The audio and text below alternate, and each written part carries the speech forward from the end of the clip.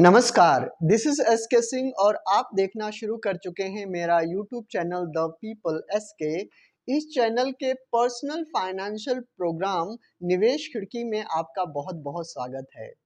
जब भी saving investment की बात होती है तो एक अलग तरीके की कंफ्यूजन क्रिएट हो जाती है और ये कंफ्यूजन उस समय और भी ज़्यादा बढ़ जाता है जब सवाल उठता है कि शेयर मार्केट में निवेश कैसे करें, क्या म्यूचुअल फंड के माध्यम से करें या सीधे शेयर मार्केट में ही निवेश करें। कुछ लोगों का कहना ये है कि शेयर मार्केट में निवेश करने से अच्छा है कि आप म्यूचुअल फंड में निवेश करें, क्योंकि म्यूचुअल फंड में आपके पैसे का जो एलोकेशन है वो बहुत सारी कंपनियों में हो जाता है और आपका जो पोर्टफोलियो है वो काफ़ी अच्छा बन जाता है। लेकिन यही दूसरे टाइप के लोगों का कहना ये है कि म्यूचुअल फंड में आपके पैसे का बहुत सारा जो अंश जो भाग है वो एएमसी कंपनी और फंड मैनेजर एक्सपेंस रेशो के नाम पर ले लेते हैं और आपके पैसे की जो ग्रोथ है वो कम होती है।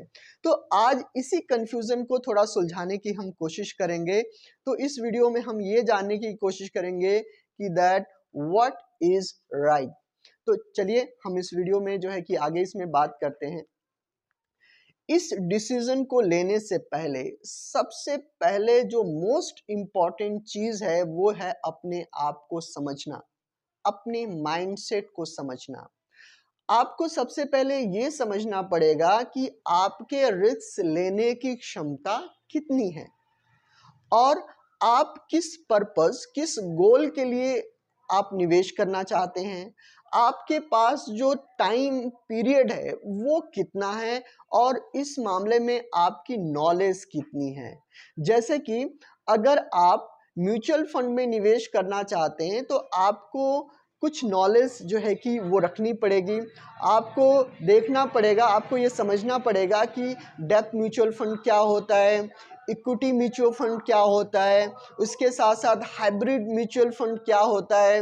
ये सारी चीज़ें आपको जो है कि वो देखनी पड़ेगी। एएमसी कंपनी क्या होती है, आपके फंड का एलोकेशन कैसे होता है और आपको रिटर्न किस तरीके से मिलता है।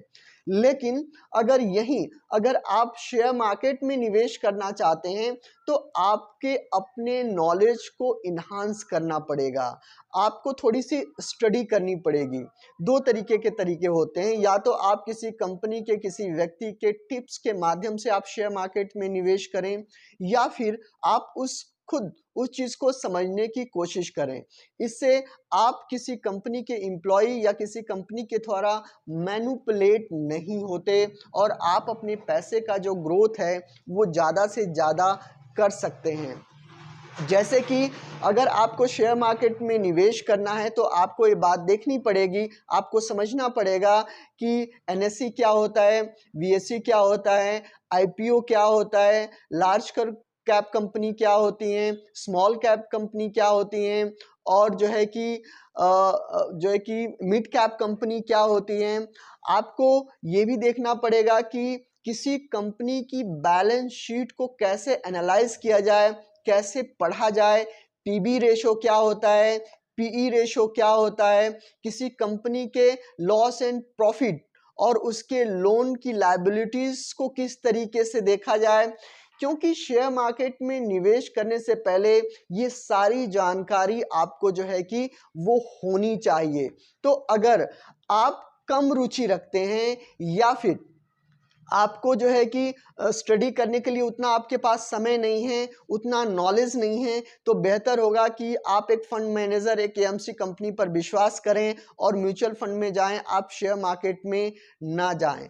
इसके साथ साथ और भी बहुत जानकारियां आपके लिए जो है कि वो मायने रखती है। तो इस वीडियो में मैंने सिर्फ एक बेसिक कॉन्सेप्ट की बात की है।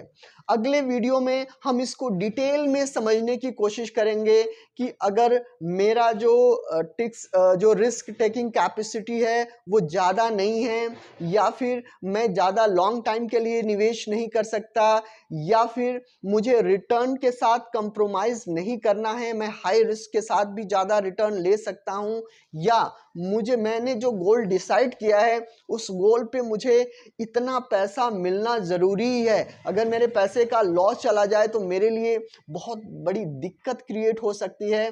तो ये सारी जो जानकारियां हैं वो हम आने वाले वीडियो में इस पे चर्चा करेंगे।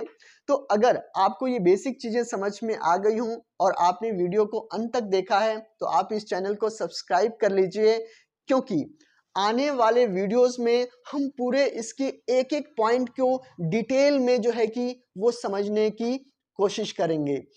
तो आगे अगले वीडियो में मिलने की उम्मीद के साथ विदा लेता हूं।